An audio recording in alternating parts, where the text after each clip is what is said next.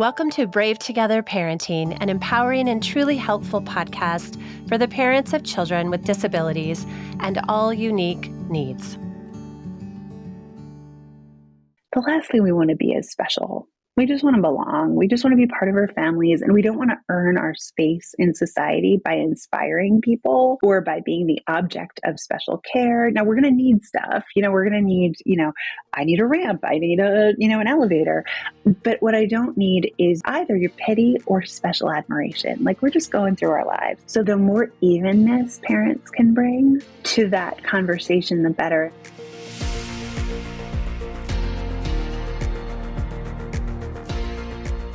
Hi friends, welcome to Brave Together Parenting. I'm your host for this episode, Dr. Zoe. I'm a fellow brave mom and licensed psychotherapist. You might recognize my voice from our Ask Us Anything episode. On this episode, we are diving into the experience of another thriving disabled adult. Caroline Cupp is an author, a bioethicist, and progressive faith leader. Born with cerebral palsy, she is one of the only disabled clergy to have led a large religious congregation in the United States. She lives outside Philadelphia with her husband and her 7-year-old son. I'm excited for you guys to listen to this episode. As a mom to a young adult, my daughter Sully is 18. I learned a lot listening to Caroline, talking about her experience and the ways that she's really advocating for inclusion. She currently has two books coming out, one about disabled parents and how they play with their young children. And that one is called This Is How We Play. And another one called Dateable, regarding dating when you have a disability. We had a very rich conversation about all of these topics, and she was just a joy to interview. A quick reminder to rate and review this podcast, share episodes with your friends, follow us on social media, and check out our episodes posted weekly on our We Are Brave Together YouTube channel. Now please enjoy my conversation with Caroline Cupp.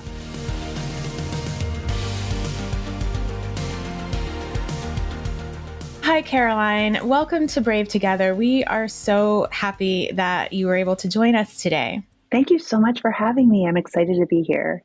So, Caroline, can you tell us a little bit about your childhood, about growing up? Sure.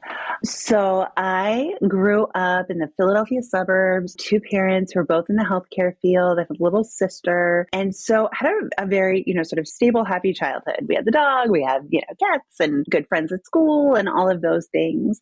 I also was born with cerebral palsy. And it took the doctors and nurses a long time to figure out exactly what was going on. This was the early 80s.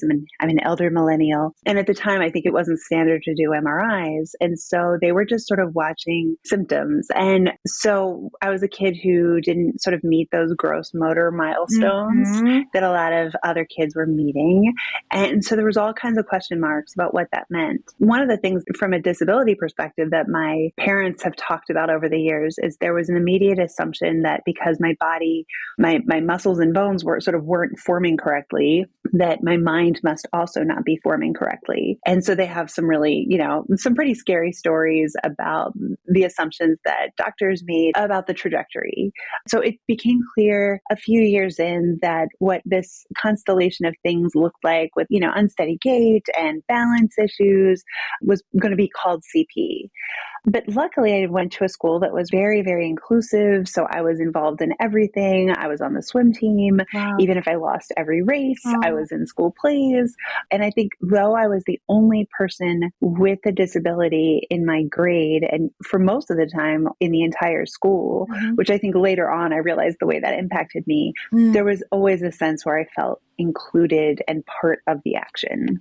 Wow, that's beautiful. So you got the diagnosis sometime around you were a couple of years old, basically, and your parents kind of grew and learned. How do you think your parents dealt with your disability?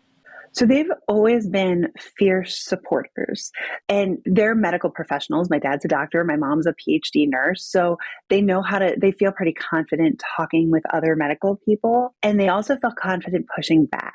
So when there was an assumption made that wasn't backed up in fact, like they were confident saying like, wait a minute, we're going to fight against that. Or if there was a time when a teacher or a coach or something was excluding me based on their perception of what I could do versus what I could actually do, they were active in pushing back. So I really I benefited from that. I think what they didn't do, which I wouldn't have known how to do, is because many of us who grow up with disabilities don't have families who also have disabilities. They don't know what they don't know. And so when it comes to like culture and community and history and things like that, they weren't like, oh my gosh, so here are a bunch of disabled luminaries and people that have done things and changed laws. It just wasn't in their lexicon. And so it took me until college to learn more about disability culture and history and things like that. And I probably would have really benefited from that as a kid. That's a beautiful analysis. And it sounds like your parents were amazing. And what I also hear a lot, especially for parents who are really trying to push and advocate and fight for their children, is that sometimes they are really involved in making sure their child is included, right, in a disabled world without trying to ground their child and, like you said, the history or pride of another culture, of the culture of, disabled adults and children who are excelling. And I think that is a really good blind spot to point out for parents who are obviously they've lived in an enabled world. And so they don't have that same experience. And sometimes I guess just have that blind spot. Yeah, I mean, I think it's a high ask for parents to get their kid engaged in a culture that the parents don't necessarily share. And I think many parents are doing it in many areas. I mean, if you adopt cross-culturally, those parents are going to be learning and growing. But I think with disability, there's so much of the time, there's the sense of like, what's good is to be as not disabled as possible. Yes. So the parents are trying to minimize the impact of their kid's disability or make them as connected as possible in a non-disabled world. And so then to also at the same time lay alongside that, hey, but also you're part of this community, this culture, this history, and those two things can coexist. Yes. That's asking, it's not that there's one or the other, but it's asking a lot of parents, especially because when you first have a kid, you don't get a manual for these things. Right. And, it's a high ask, but it's such an important one. And this is why we do this podcast, because in retrospect, my daughter is 18. She'll be 19 soon. In retrospect, I didn't do that. I was so involved in kind of trying to keep her in this abled community. And I see now that I probably did some damage in not grounding her in a community of people who are like her. Right. And she seeks that out now, as she should. And I should have done more of that. And so that's why we do this podcast, to open parents' eyes, to really just spread this type of awareness in things that they just, just aren't aware of. Because like you said, there's a million things parents are trying to do as they're raising a child. And it's a big ask, but it's a really, really important ask. And as a parent now, I totally get, I'm like, what are the things I'm not exposing my kid to that I totally should be exposing them to? So it's like, oh my gosh, it's not like, oh my gosh, why didn't you do this? It's more just, oh man, being a parent comes with a whole set of blind spots we're all navigating. Yes, it does. And we've got to give ourselves grace, but it's also so good to have that knowledge. Really good. So you mentioned that growing up, you did feel a sense of belonging. You mentioned, being on the swim team and getting last often. And you also mentioned that it did have an impact on you. So did you always feel a sense of belonging, or did you kind of sometimes not? Yeah, I mean, I definitely had moments where I did not feel like I belonged. And maybe that's universal too. I mean, I can't imagine anybody that went through middle school and thought I always belonged. No. But in general, I think the meta story was, I had friends, I had things that I felt like I was good at, and I had people that I connected to. But in the midst of that were certainly times where even, growing up as a teenager, I'd never seen anybody with a disability date or have like a, boyfriend or a girlfriend or whatever. And so I was like, what does that look like when you have a disability? Beauty things in fashion and things like that, where like if my body's shaped differently, I'm like, those 90s, like Kate Moss jeans are like made for people that don't have hips. And so I was just like, how is this going to look with me?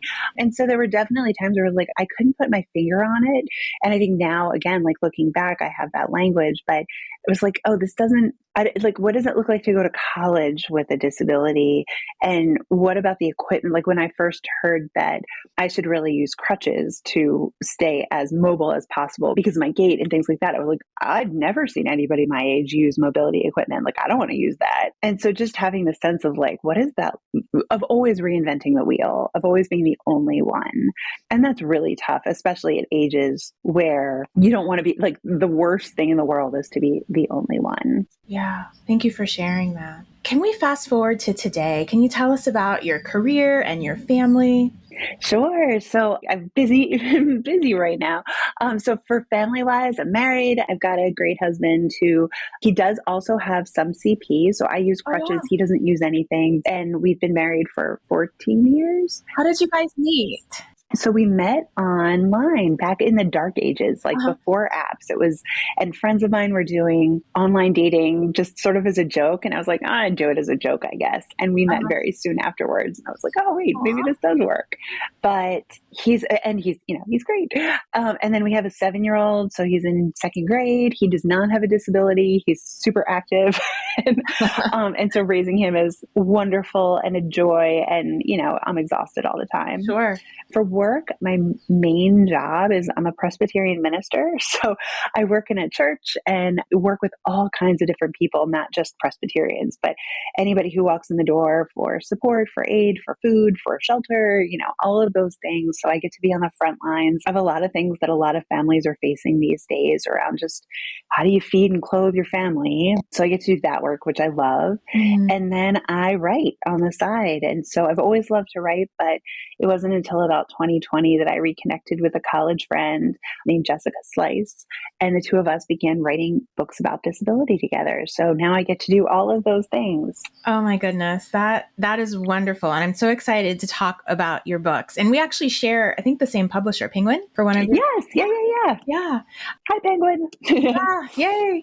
But I wanted to go back and I wanted to ask you about your pregnancy and how that was for you. And if you feel like you experienced any challenges with the medical field or anything throughout your pregnancy. And when I say medical field, I'm talking about doctors and how people treated you. Yeah, no, absolutely. So from a pregnancy standpoint, just for my body, it was sort of wild because it was so smooth and easy. And not that, got cramps and sore feet and all of those things, but how compared to how pregnancies can be, I sailed through. And it was bizarre because I'm so used to my body not working that to have it function like a textbook was so odd, and it was both wonderful. And also I kept waiting for the other shoe to drop. So I was pretty anxious. Like every time I went to the doctor, I was always nervous thinking, all right, so this is when they're going to find out that something's off or something's wrong. And so that anxiety was heightened. And I've since read that that's pretty common, I think, with disabled women in pregnancies. So I was like, okay, yay, great club to be part of, the anxious group. But the other thing, I did prep maybe more than I would have had I not had CP. So even before this was a planned pregnancy. And as we were sort of thinking, all right, I think we're going to, start trying, I got myself a PT. I was like, I'm going to get myself a physical therapist to just establish that connection so that when I have to navigate pregnancy movement and, just the business of caring for a small human, I can have somebody that I can sort of knock ideas off with and things like that. And so she was wonderful. I also found an OB that I really trusted. I talked with her about, have you cared for other women with disabilities through pregnancy? Have you done this? And she was so easy to talk to. She was so creative. She listened well. And so having her as a partner through this was just like, it made everything so much easier. So big swaths of it, again, were very good. There were times when I was in the hospital I had a planned C-section, and that was something I had worked out with my doctor, because the thing I was most afraid of was finding out that I wasn't strong enough to actually go through the labor. Mid-labor. And I was like, I feel like I'm going to get most of the way through and then realize like, I don't have the strength to push. And she was like, you know what? Women get planned C-sections all the time. Let's plan one for you. And then I felt so good about that decision for me, different for everybody, but for me, it felt like the right one.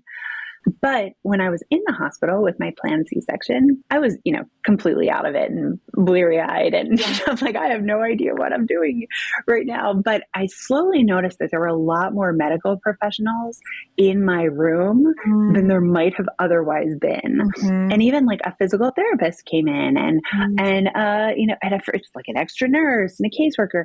And it dawned on me sort of midway through, they're seeing whether I can care for this child. And and I was like, oh, and it made me sort of afraid. It made me a little bit afraid because I think like many parents with disabilities, there's this sense of like your competence or capacity is being judged by people who don't know you. And so I got my back up. I was a little afraid. I also got my back up a bit. And I was like, listen, I've been doing months of physical therapy. I have doctors. I know how to do this. I have 2 master's degrees. Like I know how to study and to take care of this. I'm actually exceptionally well prepared. And so that was a little frightening. It also was interesting because some of the people that are supposed to have all this medical knowledge said like, oh, well, maybe your baby will have CP just like you. Wouldn't that be great? And I was thinking, one, it's not hereditary. Like it's not a genetic illness.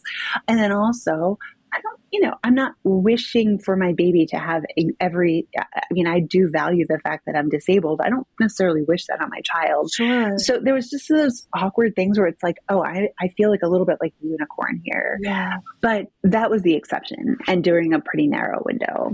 Thank you for sharing. So I want to talk about these books. You have phenomenally 2 books coming out, and let's talk about This Is How We Play first. How did that one come into creation? And can you tell us a bit about the aspirations for this book?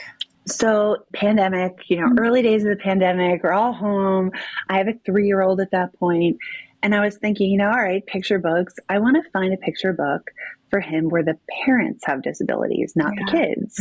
And thankfully, lots of children's books are getting way more diverse when it comes to showing all kinds of things, all kinds of aspects. But I couldn't find that one where parents had disabilities. So went to college with Jessica Slice, and I knew from social media that she had a child the same age as mine and that she's also disabled. And so I, messaged her. I was like, hey, do you remember me? Hey, do you know of, and she's a writer. And so do you know of any picture books that would sort of fit the bill? She was like, no, that's funny. And she looked and she said, well, let's write one. And so, we started sort of an idea and of this book where we would interview parents with disabilities and ask them how they play with their child. So we had a single interview question. Yes. How do you play with your kid? And the stories that we got were just remarkable. And those conversations often went an hour long because people were just saying, no one's ever asked me this before. And so there were really emotional conversations and really beautiful ones. And so we interviewed all of these, mostly moms, with all different kinds of, health conditions and disabilities and all of these things. And then we wove them together into a book called This Is How We Play. And each page is usually a combination of families, but a combination of people that we talk to. And it's just showing little vignettes of how they play with their children. And so it was just an incredible thing to get to be a part of and to bring those stories that we so rarely tell to light. That is so beautiful. And that comes out when? Tomorrow. Yeah. So by the time it comes out, September 24th. So I'm so excited. You have a book baby. And how can our listeners get a hold of that book? It's available wherever books are sold. So Amazon, bookshop.com, hopefully some of your local indie places have it, but we're excited to share it with the world. And I think I also have a link on my website where you can, it'll send you all the different buying options. Wonderful. So can you tell us about Dateable? I love the title is perfect. Thank you.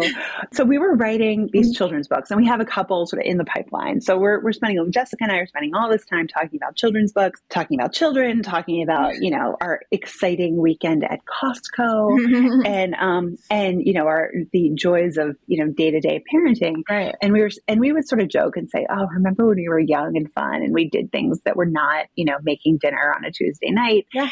And that started talking about, oh, remember this story or that story.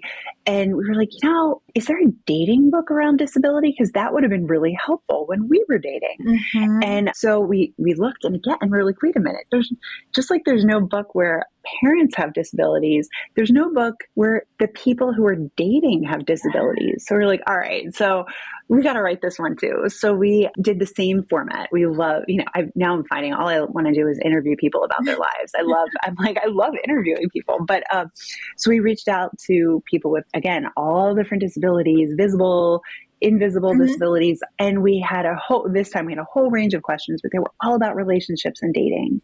And we took so it was everything from beauty and appearance and how you meet people and where you meet people, safety, finances, partnering, we got into like every range of it, sex, all of the things. And then we interviewed people from all of these different backgrounds, a whole range of experiences from like, I've never been on a date in my life to I've been married 25 years, or I'm dating a zillion people and like the world is my oyster. And we took all of those things, we combined it on current research with just sort of like relationships and resources that had been vetted. And we crafted this basically like a how-to guide based off the collective wisdom of all of these different people. And the idea is like, yep, some people might read it straight through, but some people might be really focused in on one section so they can kind of pick it up where they are. We put some of our own stuff in there, our things we're proud of and our epic failures. And we just wove it all together, and we're so excited about the result. That's amazing. Just to have that space of being just seen, right, by people who are out there trying to date. I just imagine what that must feel like to have a book that you can read where you are represented and other people who are having some of the same experiences, or even just giving some wisdom, right, about the process.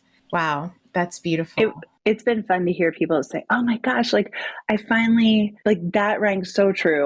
That happened to me, or I always thought it was just me, which it was heartbreaking, but also I really appreciated. And it's been fun to see people who have used it as a springboard, because hopefully this isn't the last book. And so, hey, we should include, I wish there was a book out there about this other subject that's related, but not exactly that. Wow. Like, great, that book needs to get written too. Like go, so I'm excited to see what the next things are that come out of it. Yeah. So with the goal with Dateable, is that encourage people who are in the process, or is it just kind of like I see you and you can see yourself represented here? Both and yeah. So part of it is just like, oh my gosh, where do I start? So I think for so many people, especially today, maybe where dating itself, from what I hear, is overwhelming and hard to break into. And it's very, with the advent of apps and things like that, it's just a whole new world. So in some ways, everybody who's dating is trying to navigate that. Right. But on the same page, I think because there's such a lack of representation of disabled people dating, there can be a sense among many people of just like, do I even belong here? Am I allowed to want to date? And, those same parents who are doing such remarkable jobs advocating for their kids' education and housing and healthcare. It's like, all right, now advocate for them dating. That's a strong, I don't even know. That's a very complex ask of parents.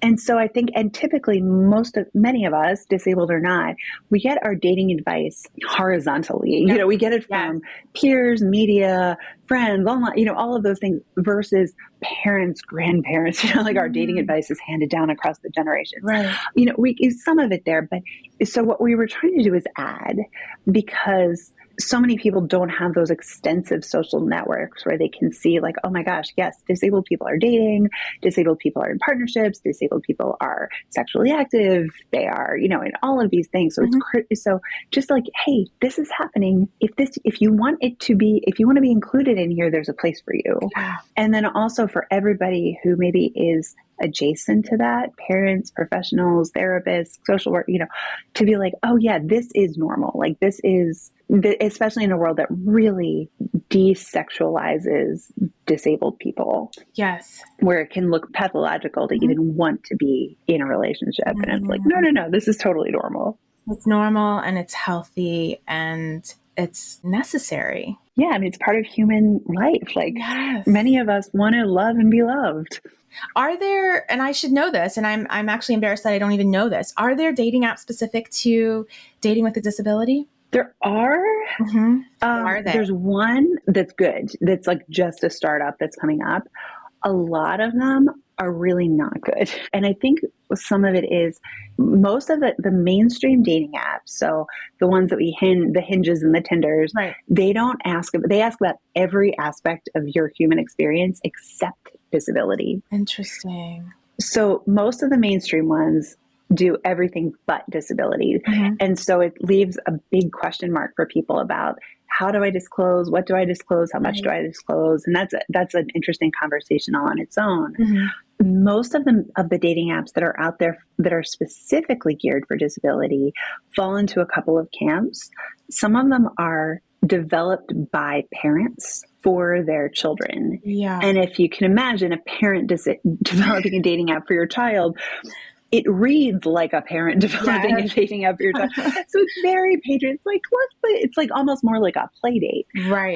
And so it has that sort of like unappealing vibe, and just the form factor is not good. It's like anything but exciting and romantic. It's like, ooh, it feels medicinal. The best dating app out there for people that are disabled or looking to date other disabled people is called Dateability. It's brand new. They're just getting it off the ground, but it's really, really good. And it doesn't have that sort of patronizing medicinal quality to it. It's just cool and inviting, and it actually makes you want to join in. I love it. I love it. Thank you for sharing that. So I wanted to ask you, as you're a parent now, and obviously you've been parented and well, what is advice that you would give to parents who are just starting out on the journey? Maybe they just got a diagnosis, or maybe they just have young children that they're parenting with a disability. What would be your advice to them?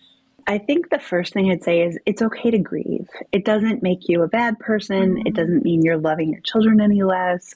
But the honesty of that grief of, wait, my kid's going to have a harder go of it in a world that's tough for people that don't fit the box. Not that any of us fit the box, but the way that the world works is tougher on certain bodies and certain minds. Right. And so it's okay to grieve that. Mm-hmm. It's not a betrayal of your child to grieve that. And you will be a better parent if you welcome that grief.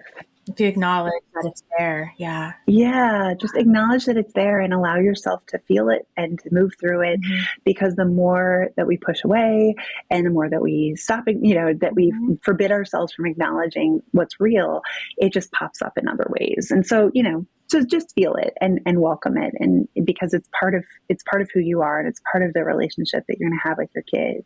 I think the second thing is know that this is not just a diminishment in their life. There will be things that will be harder, and this child has a rich and full and brilliant community that they are part of. And so the second thing I would say is read and learn, about people like Judy Heumann and people who have done extraordinary things with disabilities, just the way that you learn about the other luminaries in your culture and in your, in your sort of your people's culture and history. So start educating and see what people have done. And I think the third thing is listen to your child. So sometimes I think there's this pressure as a parent to find the bright side and put the good spin on it. And, it's like, but I don't see you as disabled. You're only as disabled as what you put your mind to, so things like that. And I think closely aligned with that are euphemisms like differently abled, special abilities, things like that. As a disabled kid, I think I can safely speak for most of us. The last thing we want to be is special. We just want to belong. We just want to be part of our families. And we don't want to earn our space in society by inspiring people or by being the object of special care. Now, we're going to need stuff. We're going to need, I need a ramp. I need an elevator. But what I don't need is either your pity or special admiration. Like, we're just going through our lives. So the more evenness parents can bring to that conversation, the better. And by evenness, I mean, call it what it is. It's a disability. It's not a special ability. When your kid says this is really hard or I feel really left out, honor and acknowledge it. It's like, tell me what that's like. What do you notice about it? How does it make you feel? Is there anything I can do to help? So there's things that you do with kids, you just ask them how you can support them. And then I think just not having to fix everything for them. And then I think also letting your kid go through all of the developmental stages, even the ones you don't want them to. Right. So let them make mistakes, you know, like let them do the things that, what did you do in high school? Well, what would you expect of your kid to do in high school? And it's hard sometimes, you know, but I also, the kids need to be given a long enough leash to make their own mistakes too. Mm-hmm. Mm-hmm. So, and to date anybody, but or date the wrong person or all of those things. So, which is hard because the stakes get high. But if you've established a track record of trust from the get-go, as the stakes get higher, you have those good communications and relationships that you can fall back on. Wow. That was a book's worth of advice. Much needed, much needed. So thank you for that. Even just listening to you, I'm just thinking about some things with my own parenting. So thank you for that. You've used the word luminary a few times, and I love that word. And also, I can see that you are becoming a luminary. And so what do you attribute your energy? What do you attribute your perseverance to? What do you attribute really just your desire to, I don't want to say move the needle, because I think everybody does, but you've certainly achieved some things to be able to do that. I think probably having the desire is different than having the ability to do it. And so what do you attribute that to? Thank you. I mean, that's really kind of you to say. And I feel like totally undeserved. Even when I was seeing the title of the podcast is Thriving Disabled Adult, I was like, oh my gosh, I'm not thriving. I don't think I can be on this. I was like, I'm barely getting by most days. No, I mean, I think for all of us, or for me, I'll just speak for myself. So I'm a person of faith. Mm-hmm. And so much of where I see just like light and energy come from is this sense of like, okay, we are all connected by this force greater than ourselves. And we each have this little part of the work, and none of us does it alone. We're always building together. At the end of the day, creation, in my tradition, creation is good. Yeah. So we're not like trying to escape this. We're all part of this really good creation, and we get to make it better through these connections and through that hard work. And that hard work is part of what we're put here to do on earth. Yeah. So I think I take tremendous comfort in that, and I get energy and excited from that work. And then I think also just being in a community where I have gotten to meet lots of people, and on any given day, I started out working in a hospital as a chaplain, and on any given day, I'd have somebody who had just been released from prison, and somebody who was the owner of a company, and somebody who was a doctor, and somebody who was washing the floors. And there was a sense that like, we're this one team, we're all in this, and getting to learn from each one of those people all the way along the way. And I feel like I've gotten to keep that going in my current setting, where people from vastly different sets of experiences come together, and it's like, all right, so how can I learn from you? What wisdom do you have? And there's people that I'm like, oh, can I call, I've got this question, can I call you up? And I think that sense of just sort of delight and curiosity keeps me so motivated. And it also makes me realize that, like, again, sort of that sense as a disabled person, there's sometimes that sense or a sneaking suspicion, like, do I belong here?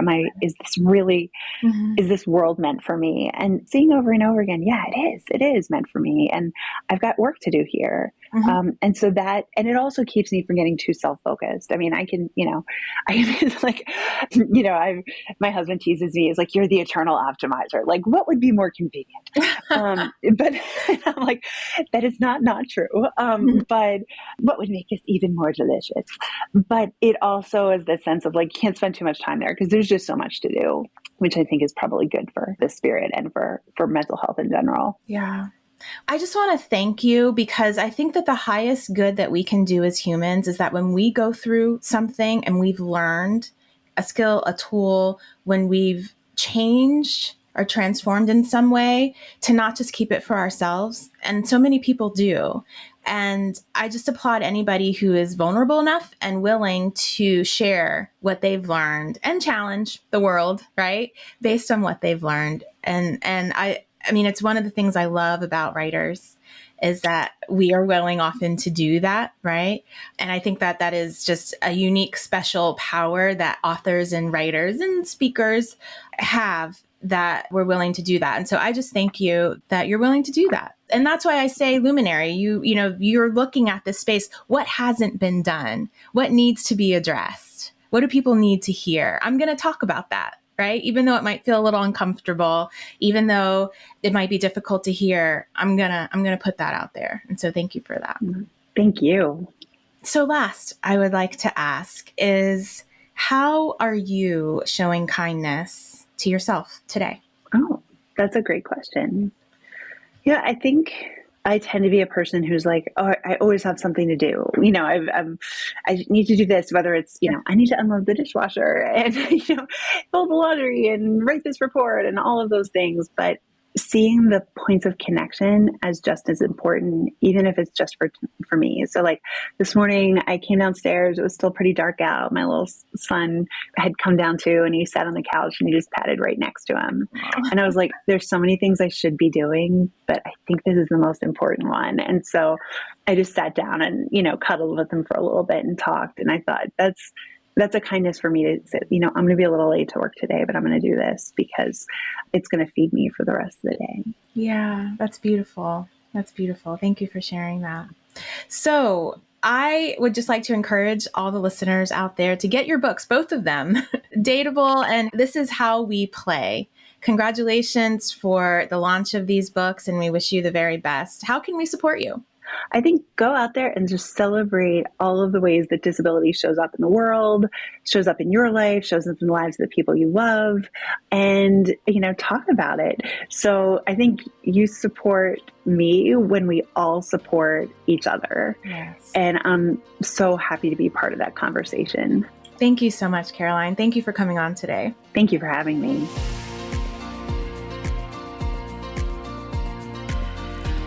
Thanks so much for listening today. Do us a favor and leave us a review and a rating so that this podcast can get into the ears and the hearts of more and more moms. Did you know that Brave Together Parenting podcast is an extension of our nonprofit organization, We Are Brave Together? We Are Brave Together serves an international community of caregiving moms, offering support groups that are virtual and in-person, educational resources, and low-cost weekend retreats. And we have published our first anthology of caregiving stories entitled Becoming Brave Together, Heroic, Extraordinary Caregiving Stories from Mothers Hidden in Plain Sight. It will encourage and validate every parent caregiver. To join us today, go to wearebravetogether.org.